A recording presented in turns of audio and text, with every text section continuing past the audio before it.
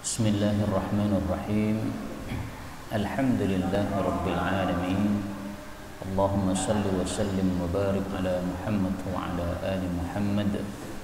Allahumma anfa'na bima 'allamtana wa 'allimna ma yanfa'una wa zidna ilma wa barik lana fi ilmina warzuqna al-ikhlas fil qawli wal 'amali kamila wa nas'aluka Allahumma 'ilman nafi'an la yunsa wa taufiqan da'ima wa sihhatan wa afiyah, amin ya rabbal alamin. Alhamdulillah kaum muslimin rahimani wa rahimakumullah. Hari ini 18 Safar 1443 kita lanjutkan pengajian kitab fikih Durar Bahiyah karya Al-Imam Asy-Syaukani rahimahullahu taala. Dan kita sudah membahas kitab jual beli. Sekarang kita lanjutkan pada bab berikutnya, yaitu babul ihya, bab tentang menghidupkan tanah yang mati, wal iqta', dan membagi-bagi tanah oleh pemerintah kepada rakyat. Jadi ini membahas dua masalah ya. Masalah pertama, tanah yang mati. Tanah yang mati itu maksudnya tanah yang tidak ada pemiliknya dan tidak ada yang memanfaatkan. Itu namanya tanah yang mati. Kalau tanah itu ada pemiliknya meskipun tidak dimanfaatkan, itu bukan tanah mati. Atau sebaliknya, pemiliknya tidak ada tetapi ada yang memanfaatkan ya. Misalnya di atas kali dibuat warung kecil, nah maka berarti sudah ada yang memanfaatkan, itu namanya bukan tanah yang mati seperti itu. Tapi kita bicara tentang tanah yang mati. Beliau mengatakan, man sabaqa, barang siapa yang mendahului, ila ihya'i ardin, kepada menghidupkan satu tanah yang mati, lam yasbiq ilaiha ghairuhu, yang belum ada orang lain sebelumnya yang menghidupkannya, fahuwa ahaqqu biha, maka orang itu lebih berhak terhadap tanah mati tadi, wa takunu milkan lahu, dan tanah itu menjadi milik dia. Jadi dalam Islam kalau ada tanah yang nganggur alias tidak ada pemiliknya dan juga tidak ada yang memanfaatkannya, maka siapapun yang memanfaatkan dia menjadi pemiliknya. Yang mengatakan seperti ini bukan para ulama, tetapi langsung Rasulullah sallallahu alaihi wasallam. Saya tampilkan di sini dalilnya dari sabda Nabi. Rasulullah mengatakan, al-ardu ardullah, bumi ini miliknya Allah, wal ibadu ibadullah, hamba-hamba yang di atas muka bumi ini semuanya hamba Allah. Man ahya mawatan, barang siapa yang menghidupkan tanah yang mati, fahiyalahu, maka tanah mati itu menjadi milik dia. Hadis riwayat Tabarani, derajatnya hasan. Nah, sekarang pertanyaannya, bagaimana cara menghidupkan tanah yang mati? Menghidupkan tanah yang mati itu sesuai dengan kondisi tanah tersebut. Kalau tanah itu cocok untuk pertanian, maka menghidupkannya berarti dengan menanam tanaman di situ. Kalau tanah itu tidak cocok untuk pertanian tapi cocok untuk gudang, nah berarti dengan membangun gudang di atas tanah tersebut, itu berarti kita sudah menghidupkannya. Atau tanah itu cocok untuk dibuat sumur, nah berarti dengan kita menggali sumur di situ, berarti kita sudah menghidupkan tanah tersebut. Nanti sumur yang kita gali menjadi milik kita dan juga area sekitar tersebut, nah itu menjadi hak kita. Karena orang zaman dulu biasanya menggali sumur untuk memberi minum kepada ternaknya. Nah, maka setelah dia berhasil menggali sumur, maka area sekitar sumur tadi berhak dia kuasai untuk ternak-ternak dia.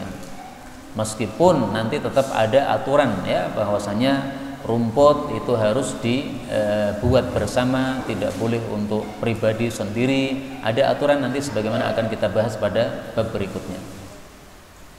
Kemudian beliau mengatakan, wa yajuzu, boleh lil imami, bagi pemerintah, ayyuqti'a, untuk memberikan sebidang tanah, man fi iqta'ihi maslahah, kepada rakyat yang apabila diberikan tanah ada maslahatnya.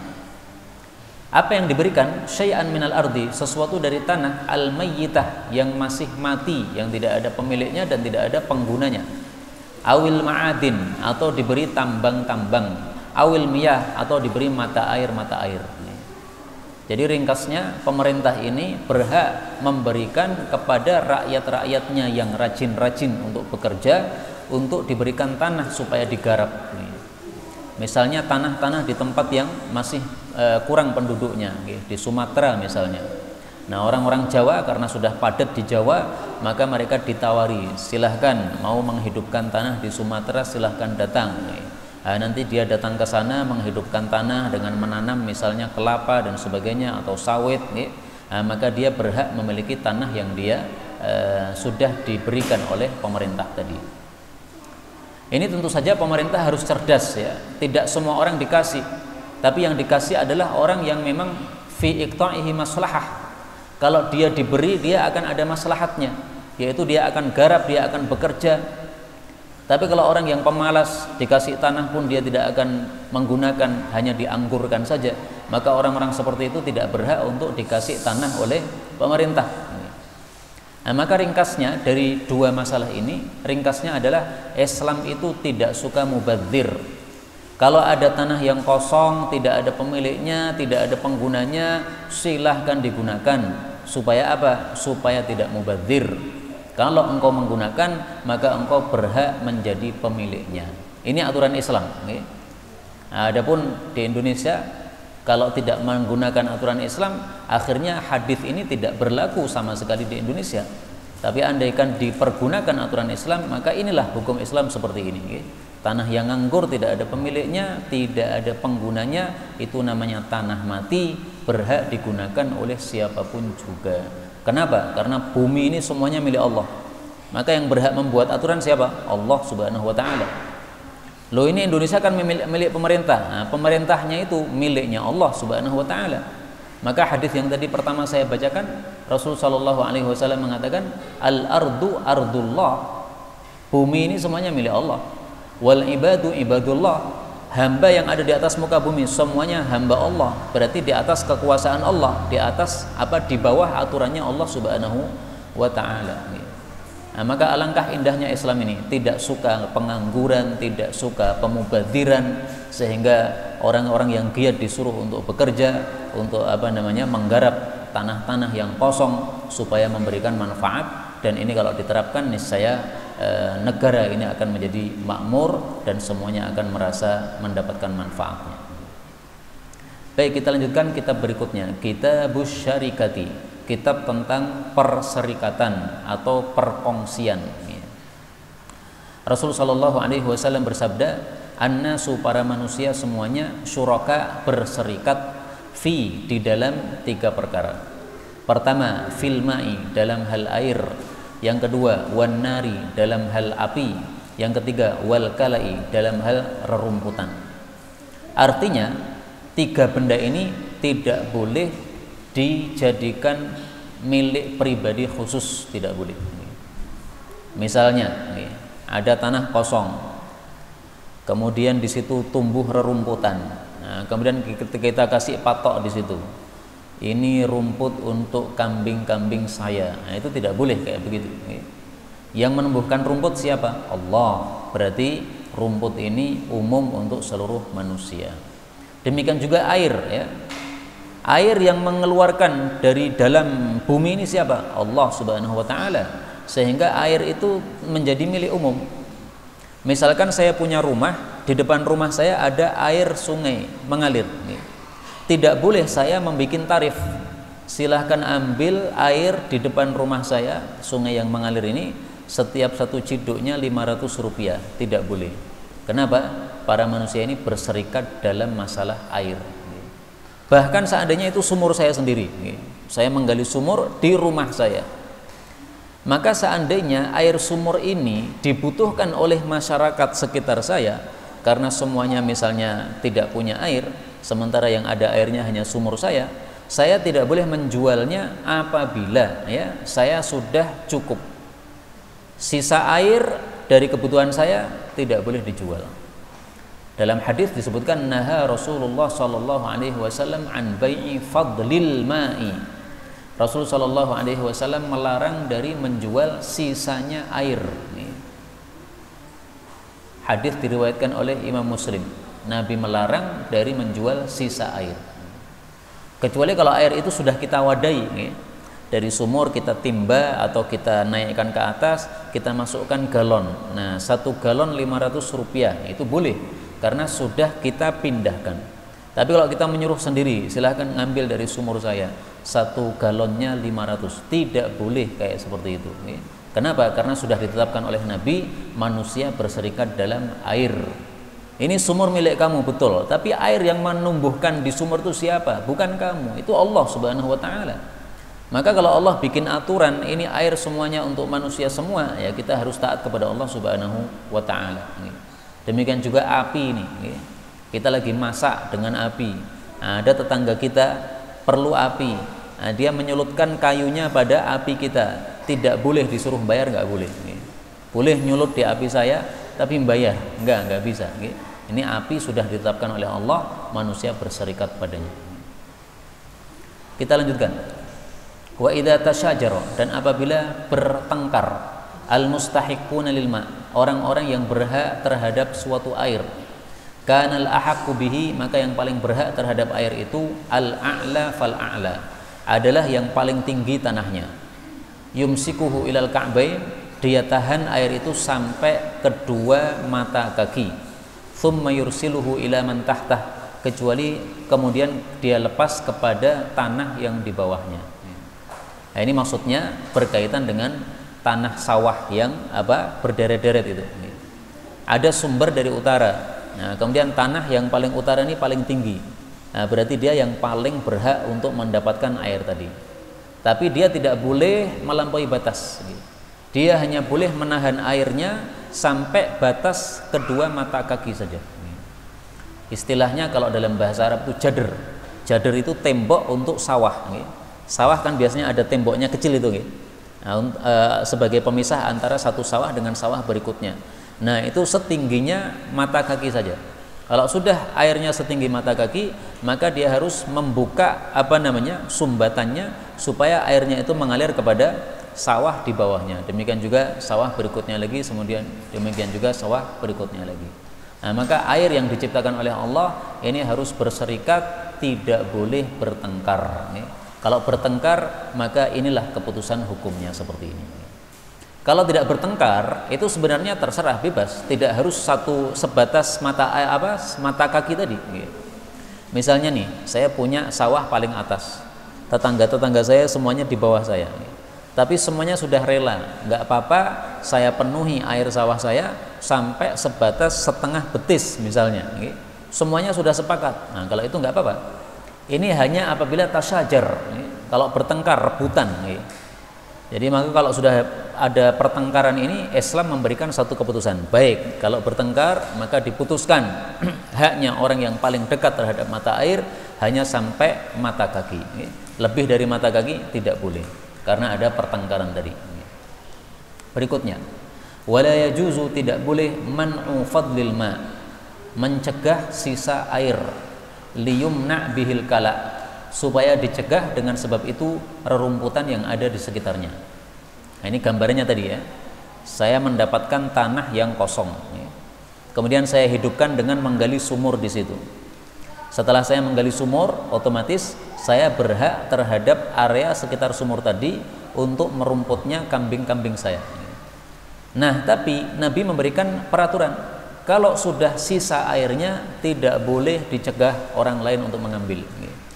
Misalnya nih, kambing saya ada 100, semuanya sudah minum puas dari sumur tadi, airnya masih sisa. Saya tidak boleh membuat peraturan orang lain tidak boleh ngambil dari air sumur ini, tidak boleh. Meskipun yang membuat sumur adalah saya. Saya berhak terhadap sumurnya, tetapi saya tidak berhak terhadap sisa air yang ada padanya. Kenapa? Karena sisa air ini oleh Allah sudah diberikan peraturan ini untuk seluruh manusia. Karena kalau saya melarang orang untuk mengambil air sumur ini sama dengan saya melarang orang untuk mengambil rerumputan yang ada di sekitar sumur tadi. Sama saja tidak boleh. Karena rerumputan yang ada di sekitar sumur tadi, meskipun saya paling berhak karena saya yang menggali sumur, tapi orang lain yang datang ke situ untuk merumputkan kambingnya tidak boleh dilarang. Kenapa? Rerumputan ini semuanya yang menumbuhkan Allah Subhanahu wa taala. Kecuali kalau rerumputan ini yang menumbuhkan kita. Nah, maka itu menjadi milik kita. Misalnya kita punya sapi, kemudian kita punya area. Nah, area tanah kita itu kita tanami rumput gajah. Tujuannya untuk apa? Untuk makanan sapi kita. Nah, tidak boleh orang kemudian datang ke situ kemudian mengambil rumput gajah yang saya tanam. Tidak boleh. Kenapa? Ini yang nanam saya. Adapun rumput-rumputan yang tumbuh sendiri, maka itu tidak boleh orang lain untuk dicegah dari mendapatkannya, karena orang lain semuanya berhak untuk mendapatkan rumput-rumputan yang ditumbuhkan oleh Allah Subhanahu wa taala. Termasuk juga kemarin ada yang bertanya, ini ada sawah sudah ketam, sudah dipanen. Nah, kemudian di situ ada sisa-sisa rumput-rumputan. Bolehkah saya punya kambing untuk merumputkan kambing-kambing saya ke tempat situ? Hukum asalnya adalah boleh. Kenapa? Rumput-rumputan diciptakan oleh Allah untuk bersama. Tapi dengan syarat tidak menjadi madharat. Kalau kita membawa kambing kita ke sawah orang untuk ngambil rumput-rumputnya tadi, ternyata mengganggu sawahnya, ya sawahnya jadi susah ditanami misalnya, maka tidak boleh, karena Rasulullah sudah bikin peraturan juga, peraturan umum ya. La dharara wa la dirara, tidak boleh berbuat madarat dan tidak boleh saling memadharati. Ini hadis diriwayatkan oleh Ibnu Majah, derajatnya sahih. Karena itu paling gampang ya minta izin sama pemilik sawah tadi. Pak, ini sawah Anda sudah selesai dipanen, ini ada sisa-sisa rumput, saya mau membawa kambing saya ke situ. Selesai masalah. Tapi kalau kita nggak tahu siapa pemiliknya, ya sudah, rumputkan aja di situ. Yang penting jangan sampai membuat madarat. Kemudian walil imami, boleh bagi pemimpin, maksudnya pemerintah, ayyahmiya ba'dal mawadhi, untuk membuat tanah larangan di sebagian tempat. Untuk apa? Lira'i dawabil muslimin, untuk merumputnya ternak-ternak umat Islam fi waqtil hajah, pada saat diperlukan. Jadi maksudnya pemerintah itu punya hak untuk membuat tanah larangan. Ini tanah larangan, maksudnya tidak boleh orang merumput di sini. Kenapa? Karena kalau merumput di sini nanti penduduk di sini akan termadharati. Nah, sehingga pemerintah boleh, ini tanah larangan, orang-orang lain tidak boleh merumput di sini. Bolehnya nanti ketika diizinkan oleh imam karena diperlukan oleh umat Islam. Atau kalau misalnya zaman dulu kala itu biasanya merumput untuk kambing-kambing zakat. Orang kan ada yang punya kambing, ada yang punya unta, ada yang punya sapi. Nah, ketika sudah mencapai nisab kan dizakati. Nah, zakat unta, zakat sapi, zakat kambing yang kemudian dikumpulkan ke Baitul Mal. Ini kan unta-unta ini kan perlu makanan juga. Nah, maka untuk memberikan makanan kepada unta-unta zakat ini biasanya pemerintah membuat satu tanah larangan. Siapa yang datang ke tempat ini tidak boleh untuk merumputkan kambingnya di sini, karena ini adalah tanah larangan untuk khusus unta-unta zakat. Nah, seperti ini adalah haknya para pemimpin. Mungkin ada yang bertanya, bagaimana dengan sabda Nabi SAW? Nabi mengatakan, lahima, tidak boleh membuat tanah larangan illa lillah wa li rasulih, kecuali Allah dan Rasulnya saja. Nah, maka jawabnya adalah Allah dan Rasulnya itu dulu ketika masih ada Rasulullah SAW, karena Rasulullah sebagai pemimpin. Nah, sekarang Rasulullah sudah wafat, diganti oleh Abu Bakar. Abu Bakar berhak membuat tanah larangan. Abu Bakar wafat, diganti oleh Umar. Umar berhak membuat tanah larangan. Tapi tidak boleh tanah larangan untuk dirinya sendiri, ya. Seperti pada masa jahiliyah dulu, raja kalau berkuasa kemudian dia mengatakan, ini tanah larangan, tidak boleh merumput di sini. Ini khusus untuk kambing-kambing milik saya. Nah, itu nggak boleh kayak begitu. Ini hanya diperbolehkan untuk maslahat umat. Sehingga ini unta-unta zakat, ini milik umat semuanya, bukan miliknya presiden. Maka dia membuat tanah larangan itu bukan untuk dirinya, tapi untuk unta-unta atau kambing-kambing zakat yang sudah terkumpul di Baitul Mal. Itu makna dari hadis ini. Karena Sayyidina Utsman ketika menjadi khalifah itu pernah membuat tanah larangan, ya. Dan ketika dia membuat tanah larangan itu tidak ada satupun sahabat Nabi yang mengingkari. Berarti ini adalah merupakan satu kesepakatan para sahabat, boleh para khalifah untuk membuat tanah larangan. Sehingga mereka memahami hadis tadi, ya, jangan membuat tanah larangan kecuali Allah dan Rasul, itu berlaku untuk pemimpin-pemimpin sepeninggal Rasul sallallahu alaihi wasallam yang menggantikan jabatan beliau sebagai khalifah atau Amirul Mukminin. Nah, kalau di Indonesia seandainya ditegakkan hukum Islam, ada Baitul Mal, kemudian harta-harta zakat dikumpulkan di situ, ada kambingnya, ada sapi, ada onta, maka presiden berhak juga membuat apa? Tanah larangan dalam rangka untuk memberi makan kepada kambing-kambing atau hewan-hewan zakat ini. Tapi sayangnya di Indonesia tidak ditegakkan hukum Islam, maka kita beristighfar kepada Allah Subhanahu wa taala. Kemudian wa yajuzul ishtirak, boleh berserikat fin nuqudi, dalam soal mata uang, wat tijarati, dan juga perbisnisan, wa yuksamur ribhu, kemudian dibagilah keuntungan ala ma taradaya alaih, sesuai dengan saling ridho antara dua yang bersepakat. Jadi misalnya, ya, seperti yang dilakukan oleh Sayyidina Umar dan sahabatnya. Sayyidina Umar mengatakan, saya 1 hari kerja, 1 hari cari ilmu ke Masjid Nabawi. Kemudian kamu, wahai tetanggaku, 1 hari kerja, 1 hari menuntut ilmu di Masjid Nabawi. Sehingga pas saya cari kerja, nanti hasilnya kita bagi 2. Pas kamu kerja juga begitu, hasilnya dibagi 2. Nah, sehingga ilmu yang disampaikan Nabi tidak ada yang terlewat. Sehingga ketika hari Senin Sayyidina Umar bekerja, dia tidak mendengar hadis dari Nabi, tapi tetangganya datang ke Masjid Nabawi, dia mempelajari hadis dari Nabi SAW. Maka duitnya dapat, kemudian ilmunya juga dapat. Nah, ini diperbolehkan seperti ini. Ini berarti berserikat dalam hal mata uang. Kerja, kemudian hasilnya berapa, dibagi 50%, 50%. Demikian juga dalam perbisnisan, boleh, ya. Misalnya membuat warung cukur rambut. Siang hari saya yang jaga atau saya yang nyukur, kemudian malam hari teman saya yang nyukur. Nah, nanti hasilnya berapa dibagi, baginya sesuai kesepakatan, tarodoya, sesuai dengan kesepakatan. Kalau seandainya misalnya dibagi 50%, 50%, sementara kerjanya berbeda, mungkin yang pagi hari lebih dapat banyak, mungkin malam hari lebih dapat banyak. Kalau saling ridho nggak ada masalah. Tapi kalau tidak saling ridho ya jangan. Maka paling bagus di sini kesepakatan saja. Kalau misalnya kesepakatan, udahlah gini aja, setiap kepala itu nanti diambil 50%-nya untuk membayar ini kontraannya, sementara 50%-nya adalah untuk si penggundul misalnya, orang yang mencukur. Nah, boleh sesuai dengan kesepakatan seperti itu. Kemudian watajuzul mudharabah, boleh juga mudharabah ma lam tastamil ala ma la yahil, selama mudharabah itu tidak mengandung unsur yang haram. Mudharabah itu apa? Mudharabah itu orang bekerja dengan cara menggunakan modal orang lain. Saya punya modal, saya tidak bisa menggunakan karena saya sibuk belajar misalnya. Nah, maka modal saya ini saya berikan kepada teman saya, dia yang kemudian mengolahnya, menggunakannya. Nah, misalnya dia membuka warung makan misalnya, nah, dananya semua dari saya. Nah, seperti ini namanya mudharabah. Dia punya jasa atau tenaga, sementara saya punya modalnya. Ini namanya mudharabah. Boleh nggak seperti ini? Boleh apabila tidak mengandung unsur yang haram.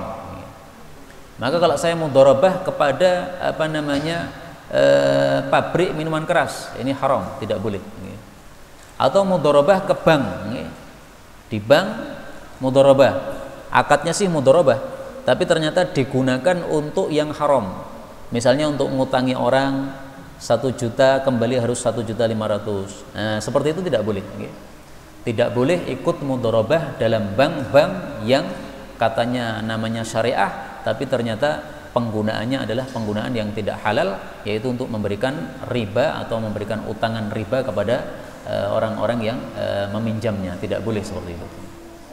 Kemudian wa idza tasyajara syuraka, kalau para penserikat itu berselisih fi ardit thariq, tentang lebarnya jalan. kana sab'ata adru', maka ditetapkan oleh Nabi lebarnya 7 hasta. Jadi suatu kampung misalnya berselisih, ini jalannya dibuat berapa ini lebarnya ini. Ada yang pengen lebarnya 1 meter saja, ada yang pengen lebarnya 2 meter, ada yang pengen lebarnya 3 meter karena dia pengen beli mobil misalnya. Nah, oleh syariat sudah ditetapkan, udah kalau berselisih maka silahkan buat jalan itu 7 hasta. 1 hasta ini adalah setengah meter. Nah, berarti 7 hasta berapa? 3,5 meter. Ini ketetapan dari syariat. Seandainya tidak ada perselisihan, maka terserah, bebas. Mau dibuat jalannya berapa, terserah aja. Itu tanah milik panjenengan semuanya. Tapi kalau berselisih pendapat, maka di sini sudah ada ketentuan dari Nabi Sallallahu Alaihi Wasallam. Berikutnya, wala yamna'u jarun, seorang tetangga tidak boleh melarang jarahu tetangganya ayyaghriza khashabatan, untuk menancapkan satu kayu fi jidarihi, pada temboknya tetangga. Saya punya rumah dempet dengan tetangga saya. Nah, kemudian temboknya tetangga saya ini saya tempeli kayu. Kayunya untuk apa? Buat jemuran misalnya. Nah, ini tetangga saya tidak boleh melarang. Tapi sebagai adab saya harus minta izin kepada tetangga saya. Pak, saya mau membuat jemuran. Ini saya perlu nancapkan satu kayu di tembok antum. Nah, maka saya minta izin. Kalau saya minta izin, tetangga saya dilarang melarang. Tidak boleh, saya tidak mau. Tidak boleh melarang begitu itu. Harus mengizinkan. Baik, silahkan. Kecuali kalau memadoroti. Misalnya, nempelkan kayunya itu, mukul-mukulnya itu jam 12 malam. Wah, ini rangenah nih. Nah, maka dilarang nggak apa-apa. Jangan nempel kayu di tembok saya. Kenapa? Karena mukulnya jam 12 malam. Itu karena madorotnya. Atau mungkin dia nempelkan kayunya pas di depan jendelanya tetangga tersebut. Nah, tentu saja jendelanya nggak bisa dibuka. Nah, ini mengganggu, seperti ini tidak diperbolehkan.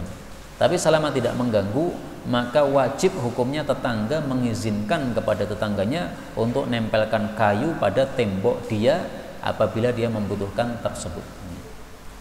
Apakah wajib minta izin? Wajibnya itu kalau dia tidak mengetahui apakah tetangganya ridho atau tidak. Tapi kalau tahu tetangganya ridho, tidak perlu minta izin.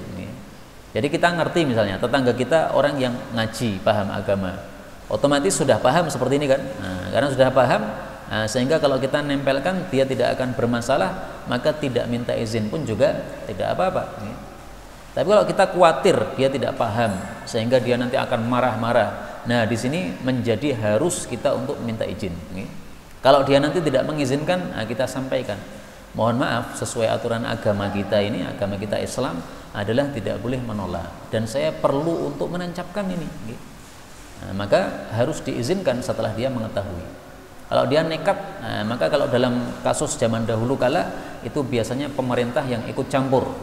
Qadhi memutuskan, kamu tetangga yang nggak paham agama, kamu sudah diberitahu malah nekat. Nah, sekarang kamu izinkan. Nah, itu zaman dulu ada qadhi, ada hakim.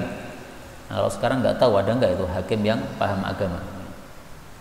Berikutnya, wala darara, tidak boleh memadharati, wala dirara, tidak boleh saling memadharati, baina syuraka, antara orang-orang yang berserikat. Nah, ini hadisnya sudah kita tampilkan tadi. Kenapa beliau mengatakan di antara orang-orang yang berserikat? Karena biasanya orang-orang yang berserikat itu sering terjadi kezaliman sesama mereka. Meskipun itu teman dekat, ketika sudah berserikat, sebagainya zalim kepada yang lain. Meskipun itu kakak beradik, bisa saja gara-gara setan mengganggu akhirnya apa? Terjadi kezaliman. Meskipun itu adalah guru dengan murid misalnya, ya, ustadz dengan santrinya, ketika sudah berserikat ternyata ada kezaliman. Nah, itu yang disebutkan dalam Al-Quran. Allah Subhanahu wa Ta'ala mengatakan, wa inna katsiran minal khulata la yabghi ba'duhum ala ba'din. Sesungguhnya kebanyakan orang yang berserikat itu sungguh zalim sebagian mereka kepada sebagian yang lain. Tapi Allah perkecualikan, illal ladzina amanu wa 'amilus shalihat. Kecuali orang yang beriman dan beramal saleh, dia tidak akan zalim. Wa qalilum mahum, tapi sedikit sekali mereka, yaitu yang tidak zalim itu sedikit. Rata-rata kalau ada perserikatan ada kezaliman. Dan saya mengalami sendiri. beberapa kali melakukan perserikatan dalam hal perdagangan, ternyata ada sisi ketidakjujuran, menyembunyikan aib dari perdagangan yang dilakukan. Nah, seperti ini adalah termasuk kezaliman yang nanti orang tidak akan lepas dari kezalimannya tersebut di hari kiamat nanti. Karena itu kita orang-orang beriman, terutama yang ngaji seperti ini, jangan sampai berbuat zalim kepada sesama manusia. Terakhir beliau mengatakan, wa man darra syarikahu, barang siapa yang memudarati teman sekutunya, kana lil imami uqubatuhu, maka pemerintah boleh menghukum orang tersebut. Apa hukumannya? Biqal'i syajarihi, dengan mencabut pohon yang dia tanam misalnya, au bai'i darihi, atau menjual rumahnya misalnya. Jadi misalnya ini ada taman atau ada kebun, ini milik dua orang yang berserikat. Ternyata salah satunya itu zalim. Nah, ketika dilaporkan kepada pemerintah, maka pemerintah ini berhak untuk memberikan hukuman kepada pihak yang zalim. Misalnya pohon-pohon yang menjadi milik dia di tanah yang berserikat tersebut dicabuti semuanya, ini suruh pindah ke tempat yang lain sana supaya tidak memudarati. Atau kebun itu dijual, kemudian hasilnya dibagi dua supaya satunya sudah pisah dengan temannya yang berserikat tadi supaya tidak saling memudarati. Nah, ini adalah haknya imam untuk memberikan penyelesaian masalah bagi hal-hal yang seperti ini. Inilah yang dapat kita pelajari pada hari ini, benarnya dari Allah, dan apabila ada salahnya fa astaghfirullahaladzim li wa lakum. Pada pertemuan berikutnya insyaallah akan kita bahas tentang rohan. Rohan itu masalah gadai, dan ini sangat penting karena di Indonesia sering kita melihat tulisan pegadaian syariah mengatasi masalah tanpa masalah, padahal kalau kita lihat di dalamnya penuh masalah, terutama masalah api neraka. Na'udzubillahi min syarri dzalik. Wallahu a'lam bissawab, walhamdulillahirabbil alamin. Sisa waktu kita buka tanya jawab.